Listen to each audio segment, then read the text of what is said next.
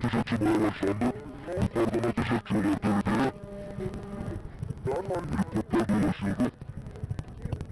Ve şu anda TRT'nin giriş noktasına, askerlerin beklediği noktaya ateş açıldı. Helikopterler atıyor.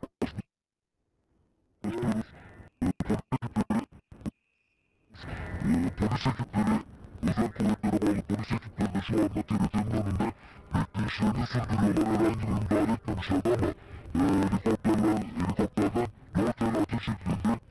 Onu belirtelim.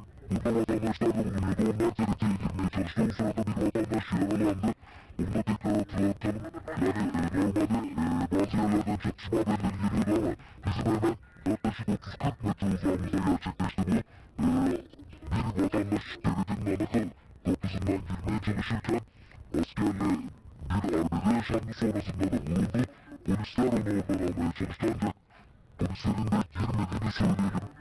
Çünkü herhangi bir çatışma çıkmaması yönünde polisler de uzaktan takip ediyor. Onlar da yaklaşık 50-60 metre uzakta şu anda arabaların yanında duruyorlar.